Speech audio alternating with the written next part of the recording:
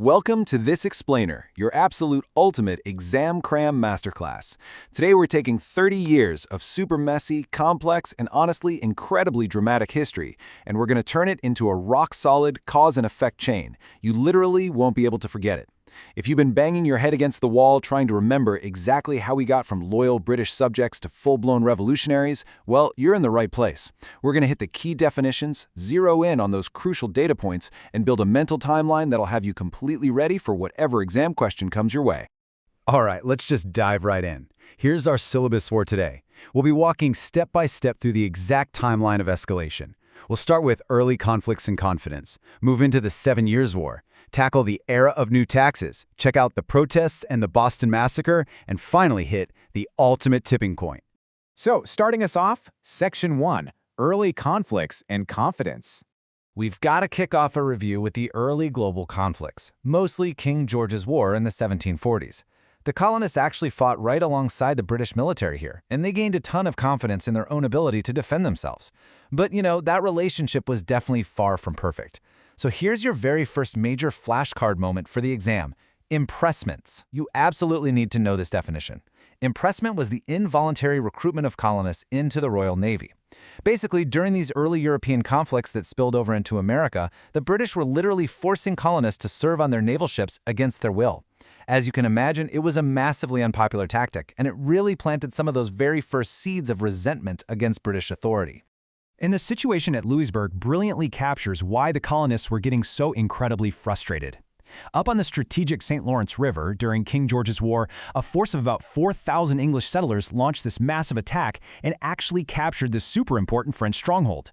They outlasted the French, took total control, and totally proved their military worth. But what happens next?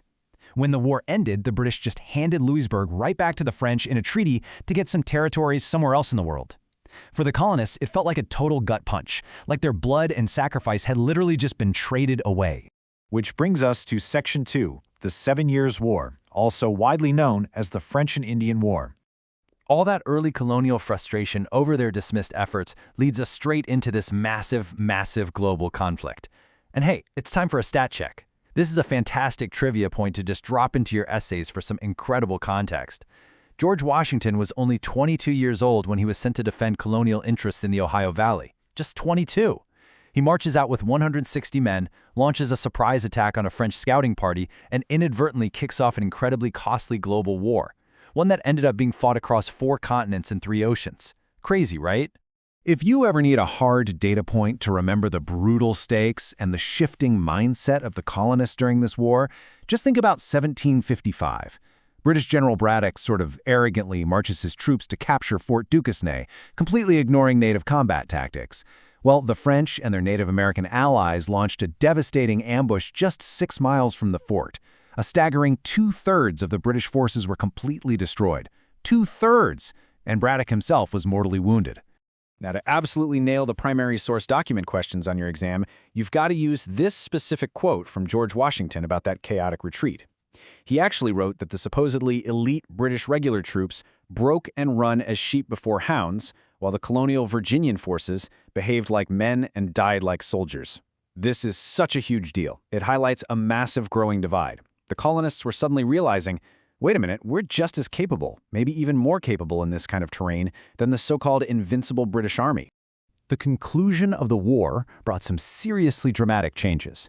When you compare the pre-war boundaries from 1754 to the post-war boundaries in 1763, right after the Treaty of Paris, it's wild. French territory is completely erased from North America. Britain won massive, sweeping territorial gains, which fundamentally shifted global power. And it left the colonists feeling super victorious and highly self-reliant. In their minds, they had finally earned the right to be treated as full, equal British citizens. But instead of a reward, they got a massive restriction. Here's another absolute must-know definition to lock into your memory: the Proclamation of 1763. Issued by King George III, this decree explicitly prohibited colonial settlement anywhere west of the Appalachian Mountains. You can imagine the colonists were absolutely livid. They had just bled and died to win that exact frontier land from the French, and now their very own king was telling them, nope, you can't go there. That sets up Section 3 beautifully, the era of new taxes. So the 7 Years' War was incredibly expensive, right? And England's Minister of Finance basically decides that since Americans benefited from the war, well, they needed to start footing the bill for their own upkeep. Let's look at the timeline of these financial policies. And you don't just need to memorize the names, you really need to understand the relentless pacing of it all. In 1764, bam, the Sugar Act. Then in 1765 alone, you get the Currency Act forbidding paper money, the Quartering Act forcing colonists to house troops, and the infamous Stamp Act. And then 1767 brings the Townshend Acts. It was just this rapid back-to-back onslaught of legislation, completely crushing colonists who were already suffering through a post-war economic depression. Make sure you highlight this one as a crucial exam vocabulary word, the Stamp Act of 1765. Why was this one so special? Because everybody hated it, universally. Unlike previous tariffs that mostly just hit wealthy shipping merchants, the Stamp Act dug directly into the daily lives of pretty much everyone. It required people to buy an official British stamp for deeds, licenses, wills, newspapers, even playing cards. It was an inescapable, direct tax right out of their pockets. So, let's pause for a quick interactive review moment here. Put yourself in their shoes for a second. Between the Sugar Act, the Stamp Act taxing your daily papers, the Townshend Act stripping power from your local lawmakers, the Currency Act wrecking your local economy, or the Quartering Act literally putting foreign soldiers inside your house, which specific piece of legislation would have been the one to push you over the edge? Moving right along to Section 4, Protests and Boston Massacre. For a lot of colonists, hitting that breaking point changed everything. Occasional political grumbling completely transformed into highly organized physical resistance. The critical thing to note here is the rise of organized opposition, most famously the Sons of Liberty. Now, these weren't just guys sitting around writing angry letters. These were often well-off, propertied men forming protest groups that physically attacked British official offices and homes. Their intimidation tactics were so intense that they forced mass resignations of tax officials across the board. And you know what the crazy part is? It actually worked.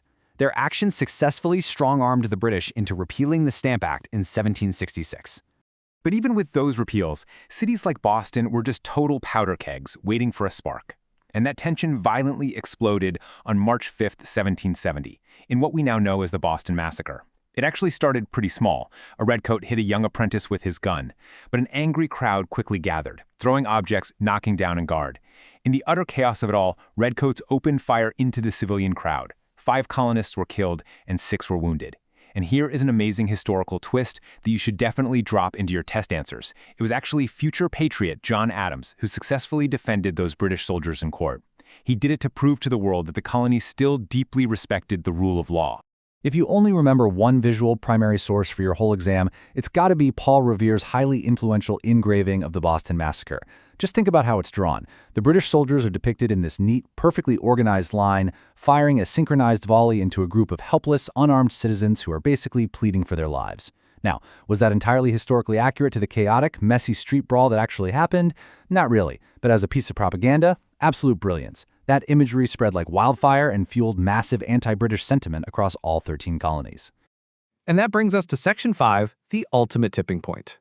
The final cause and effect domino falls right here. Grab your pens, because here is another massive stat check. 600,000. To bail out the failing British East India Company, the English government passed the Tea Act and shipped 600,000 pounds of tea across the ocean to 4 major colonial ports. They actually lowered heavy import duties to make the tea cheaper, but they deliberately kept the Townshend tax on it, basically just to prove they still had the right to tax the Americans. Well, the colonists saw right through that. They totally viewed this cheap tea as a manipulative bribe, just to get them to accept taxation without representation. So, rather than let the tea unload and pay the tax, Bostonians completely refused the shipment. They snuck onto the ships and literally dumped that massive 600,000-pound cargo directly into the harbor in the winter of 1773, an event that went down in history forever as the Boston Tea Party. At this point, England's patience was completely 100% gone. So here is your final major vocabulary term to define: the British retaliation. The Coercive Acts. Passed to ruthlessly punish Boston, these severe laws completely closed the Boston port, which totally strangled their economy.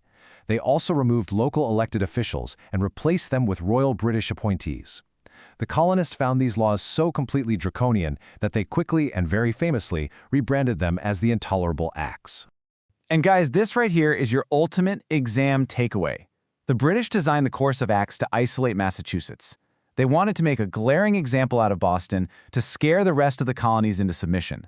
But it did the exact opposite. Instead of breaking Boston, these severe punishments forced the disparate, constantly arguing colonies to finally unify. They banded together, they organized a continent-wide boycott of British tea, and they sent money and supplies just to keep Boston alive. The heavy hand of the British had literally forged American unity. As you finish reviewing your notes, finalizing those flashcards, and prepping for your exam, I want you to ask yourself a higher-level question to really synthesize everything we've talked about today. At what exact moment did a simple dispute over taxes transform into an inevitable revolution? Was the point of no return truly crossed after that very first Stamp Act? Or was it the violent enforcement and the intolerable acts that sealed their fate? Chew on that narrative as you go ace your test. Thanks so much for learning with me today on this explainer.